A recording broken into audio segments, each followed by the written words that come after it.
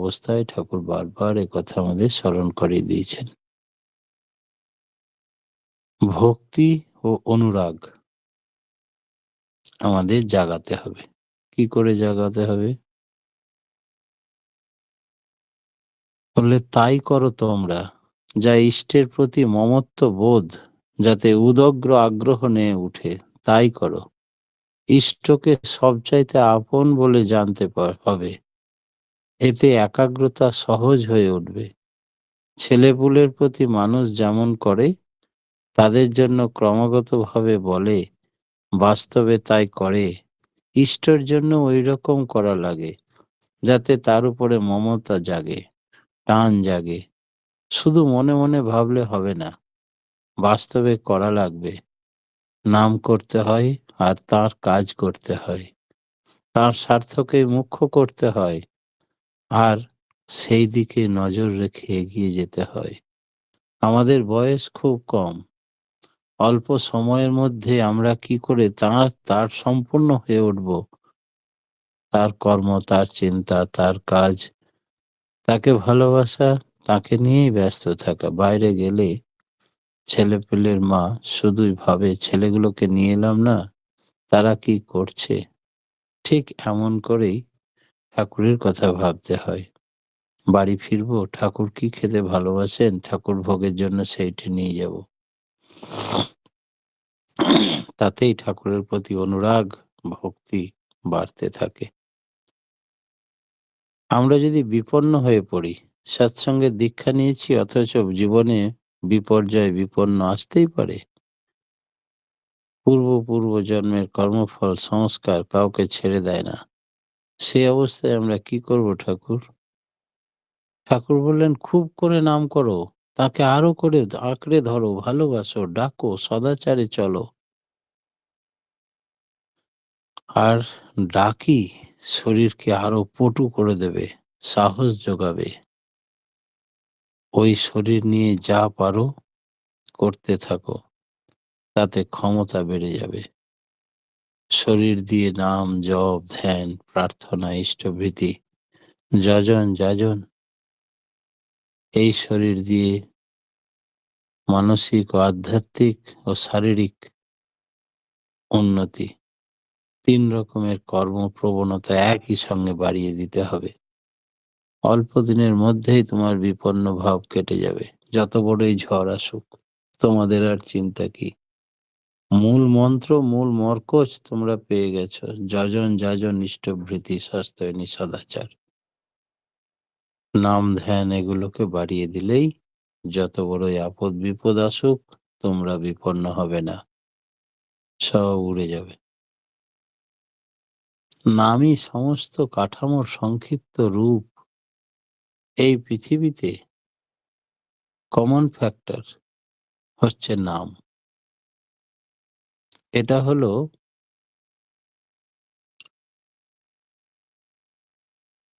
Abbreviated form of the whole structure. সমস্ত পরিকাঠামোর সংক্ষিপ্ত রূপ। কম্পন ও শব্দ, কম্পন বাদ দিয়ে শব্দ হয় না। শ্রী ঠাকুর বলছেন, যদি অন্য নাম করে থাকো কেউ, সেটা আগে করে নাও। এর ভিতর দিয়ে মূল কম্পনে পৌঁছানো যাবে। এটা করলে পুনশ্চারণ হবে সবকিছুর। যে যে অবস্থায় থাকো, এই করা কারো বাধা নেই। যত যাই করো না কেন, সেই মানুষটা না হলে আর চিরে ভিজবে না। বৈষ্ণবরা বলে, যা কিছুই হোক, আমরা চাই রাধারমণ গোপী বল্লভকে।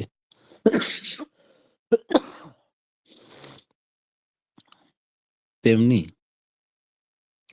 আমাদের ওই কৃষ্ণ ছাড়া গান নাই। তাই যে যে নামে দীক্ষিত হোক না কেন, প্রত্যেকেই পুষ্ট হবে, প্রত্যেকেই অনুভব করবে। পৃথিবীতে যে কোনো দেবতার প্রতি আসক্তি থাকে যদি কেউ, পরে যদি ঠাকুরের দীক্ষা নেয়, তখনই তার আগের দীক্ষা বা নাম ধ্যান সার্থক হবে। সমস্ত নামের পোষণ যোগান সার্থক করে তোলে এই বীজ মন্ত্র। একে বলা হয় আদি নাম, আদি স্পন্দন। সৎ নামের পরে আর অন্য কোনো নাম করলে কি হয়?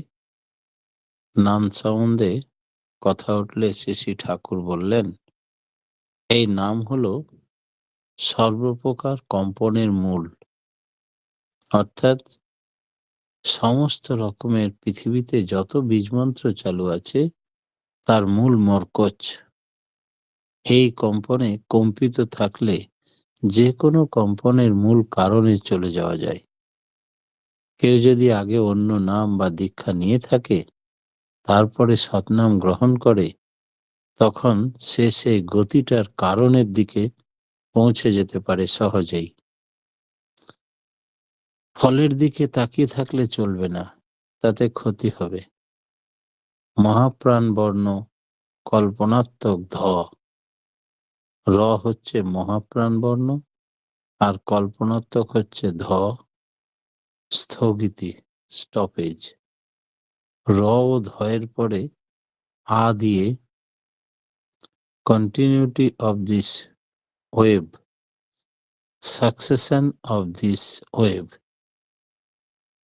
তারপরে আসে স্বামী, the original to and fro movement. গাড়ির পিস্টন যেমন টু অ্যান্ড ফ্রো, জলের উপর ঢিল পড়লে যেমন আপ অ্যান্ড ডাউন মুভমেন্ট হয়। একটা ঘন্টা যেমন বাজানো হয়, প্রথম হলো টু অ্যান্ড ফ্রো মুভমেন্ট, তার ভাইব্রেশন হলো শব্দ। প্রথমটা যেন স্বামী, পরেরটা যেন রাধা। মনে মনে নাম করতে হয় কেন ঠাকুর? শ্রী ঠাকুর বললেন, নাম যত মনে মনে করা যায় তত নার্ভ বা স্নায়ুর উপরে চাপ সৃষ্টি হয়। এই চাপ ও ভাইব্রেশন বা স্পন্দন বেড়ে যায়। তত দুনিয়ার যা কিছুকে পুল করার, টেনে তোলার সুবিধা হয়। সবকিছু কারণ হচ্ছে এই স্পন্দন নাত্মক নাম।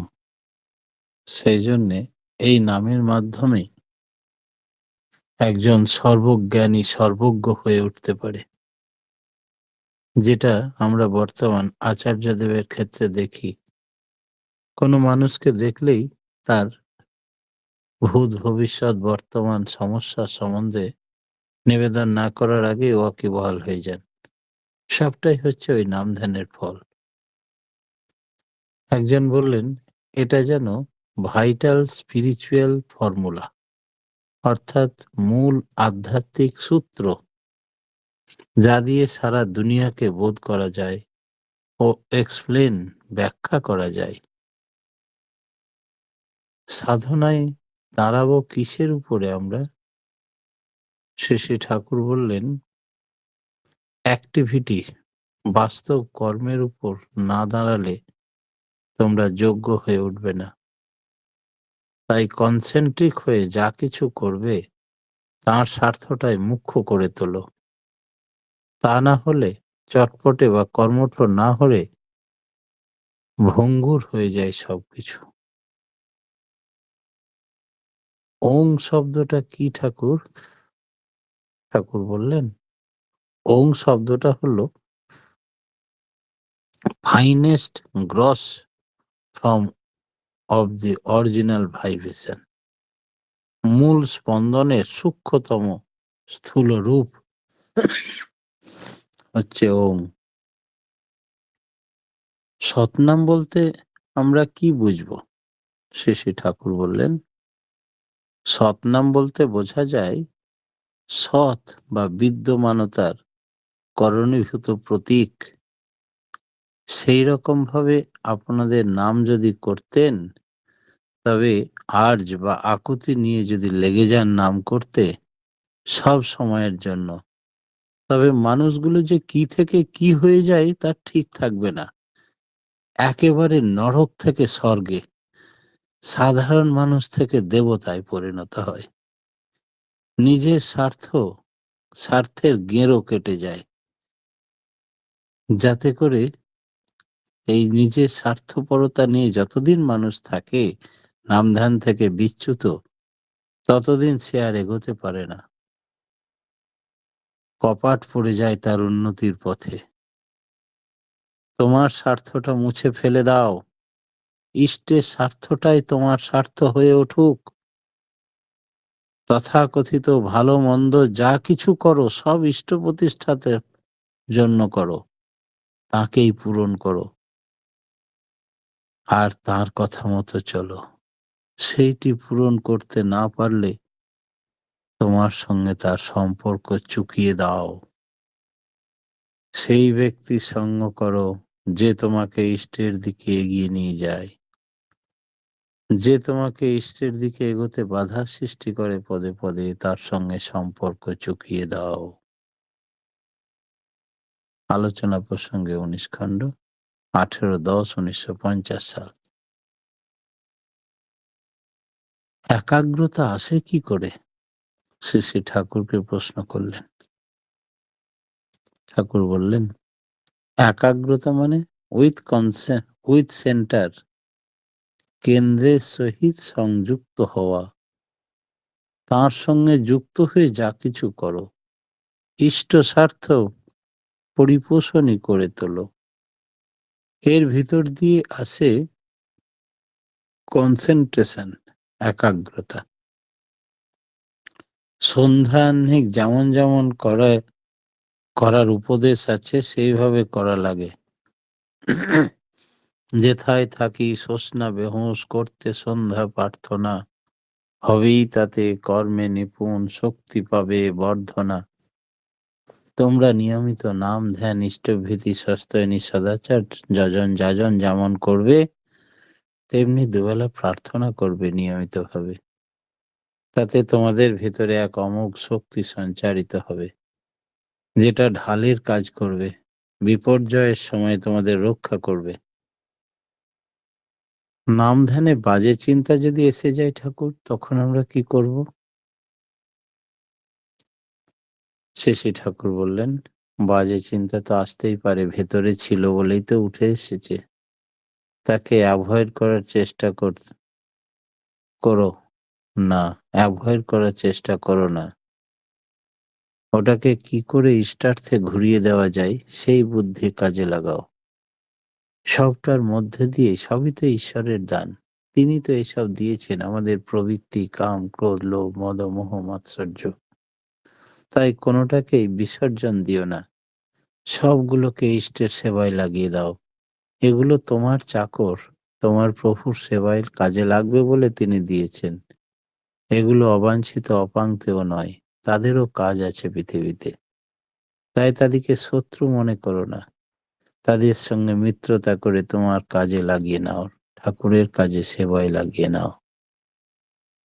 তোমার হয়তো খুব মিষ্টি খেতে লোভ হয়, ভালো ভালো মিষ্টি বাজার থেকে কিনে ঠাকুরের ভোগ নিবেদন করো, সবাইকে নিজে হাতে প্রসাদ বিতরণ করো। দেখবে আস্তে আস্তে তোমার লোভ কমে যাবে। ইষ্টার্থে বিনিয়োগ করো সবকিছু। এমন করে ঘুরিয়ে দাও, তোমার সমস্ত প্রবৃত্তিকে ইষ্টার্থে সেবায় লাগিয়ে নাও। এই হচ্ছে নাম ধ্যানের সময় বাজে চিন্তা এলেই তাকে কাজে লাগিয়ে নাও। একাগ্রতা কাকে বলে ঠাকুর, আর ত্রাটক কাকে বলে? নাম ধ্যানের সময় ফিক্স ভাবে যখন নাম করি, তখন বলছে ত্রাটক। এই ফিক্সেশন বা ত্রাটক মানে কোনো একটা পয়েন্টে, বিন্দুতে মনোযোগ দিয়ে থাকা, তাতে মাথাটা ভোঁতা হয়ে যায়, অনেকে ত্রাটক করে পাগল হয়ে যায়। আমাদের চাই কনসেন্ট্রেশন, একাগ্রতা, মানে যা কিছু ইষ্ট স্বার্থ প্রতিষ্ঠায় নিয়োজিত করা। কনসেন্ট্রেশন মানে উইথ সেন্টার, কেন্দ্রের সহিত তাঁরই অনুকূলে সবকিছুকে নিয়ন্ত্রিত করা। আমরা জীবনের প্রত্যেক দিনে যে সমস্ত সমস্যা সম্মুখীন হই, সেগুলোকে ধ্যানে বসে একটি একটি করে সুষ্ঠুভাবে তাঁর চরণে নিবেদন করে সমাধান চিন্তা করে সমাধান করে দেওয়া। এই হচ্ছে নিয়মিত ধ্যান করার ফল। তখন মন স্থির থাকে, তাঁর চরণে নিবেদন করা হয়। তিনি আমার ভেতরেই বসে থাকেন। তিনি ঠিক তার এক একটি করে সমাধান দিয়ে থাকেন। আর ধ্যানের মাধ্যমেই সব সমস্যার সমাধান হয়। ধ্যান মানে এই নয় যে আমার অগ্রগতির ক্ষেত্রে তা সাহায্য করে না। আমি শুধু ফিক্স করে তার মূর্তির দিকে তাকিয়ে থাকলাম। আর কোনো কিছু সমস্যার সমাধান করলাম না। সঙ্গে নামও করলাম না। সেটা হচ্ছে ফিক্সেশন। ফিক্সেশন ঠিক নয়। আমাদের কনসেনট্রেশন আনতে হবে। আর এমন কোনো মানুষ নেই তার দৈনন্দিন জীবনে কোনো সমস্যাই সৃষ্টি হয় না।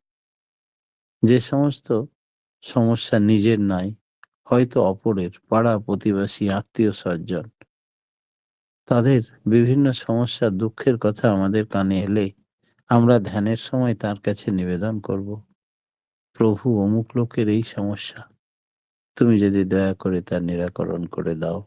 কি করে করবে তুমি যদি একটু আমায় বুদ্ধি বলে দাও, আমি তাহলে তাদের সেইভাবে পরিচালনা করতে বলে দিই।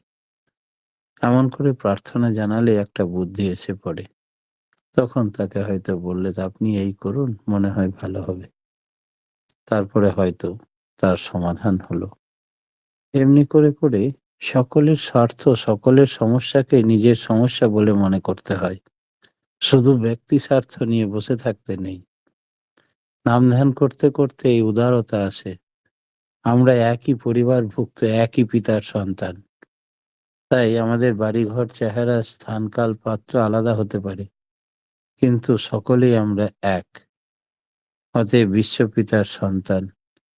আমাদের সকলের কথা ভাবতে হবে, সকলের অগ্রগতি উন্নতির কথা ভেবে এগিয়ে যেতে হবে। তাতে আমাদের নাম ধ্যানের সার্থকতা বেড়ে যাবে এবং আমরা কনসেন্ট্রেট হব। শরৎদাকে যদি কেউ কিছু জিজ্ঞেস করতেন সঙ্গে সঙ্গে সমস্যার কথা, উনি বলতেন দাঁড়ান ঠাকুরকে জিজ্ঞেস করে আসি। মহারাজকেও তাই। সঙ্গে সঙ্গে ঠাকুর ঘরে ঢুকে দরজাটা ঠেকিয়ে এক মনে ঠাকুরকে একটু ডাকতেন। ঠাকুরের কাছ থেকে সমাধান নিয়ে বলতেন এই করুন। তাই ঠাকুর সবসময় সবাইকে ধরা দেবার জন্য বসে আছেন। বিশেষ করে যারা নিয়মিত নাম ধ্যান করে তাকে সদা জাগ্রত করে রেখেছেন হৃদয় মন্দিরে, তাদের আর চিন্তা নেই। সব সমস্যার সমাধান জানে ইষ্ট প্রতিষ্ঠান। সেই ইষ্টকে আমরা প্রতিষ্ঠা করে রেখেছি। শুধু নিজের কাজে, ব্যক্তিগত স্বার্থের নয়, সকলের জন্য। এই হচ্ছে একাগ্রতা, কনসেন্ট্রেশন। যাজন না করে শুধু নাম ধ্যান করলে কি হবে ঠাকুর? আমরা যদি যাজন না করি, ঠাকুর বললেন টেম্পারামেন্ট, মেজাজ এক একজনের এক এক রকম। সেটা আপনারা প্রত্যেকেই প্রত্যেক দিন অনুভব করেন। তবে ধাক্কা খেয়ে মানুষ যদি ঠিক ঠিক থাকতে পারে, তবে বোঝা যায় ঈপ্সিত ভাব তার ভেতরে এসেছে। আবার ওখানে হবে না যে, তাও বলা যায় না। কতজন হয়তো বনে জঙ্গলে গিয়ে আত্মবিশ্লেষণে, নাম ধ্যানে নিজেকে কোনোভাবে নিয়ন্ত্রিত করে। তবে এতে অধ্যয়ন হয়, অধ্যাপনা হয় না।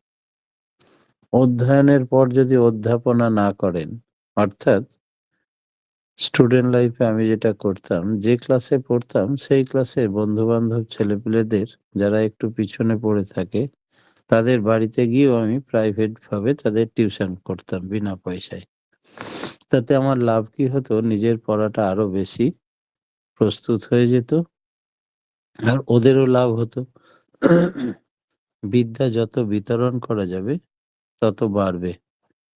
সেই জন্যে যজন নিজে করলাম, আর যদি এটা যাজন করে লোকের বিতরণ না করি, তবে সেটা ঘষা মাজা হবে না, চকচকে হয়ে উঠবে না, তরতরে হয়ে থাকবে না।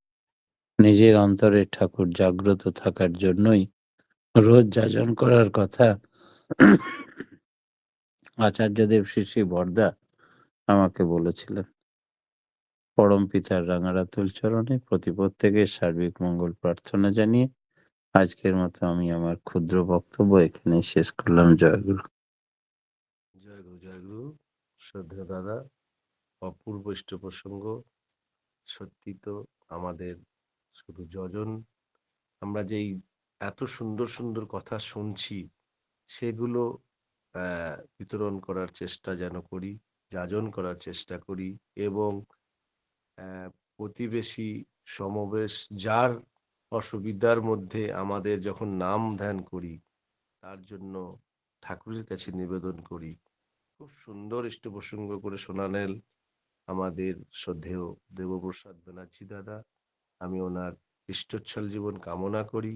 পরম দয়াল শ্রী শ্রী ঠাকুরের আতুল চরণে সুস্থ থাকুন এবং এইভাবেই সুন্দর সুন্দর ইষ্ট প্রসঙ্গ আমাদের মধ্যে পরিবেশন করুন। এরপরে সঙ্গীত পরিবেশন করবেন আমার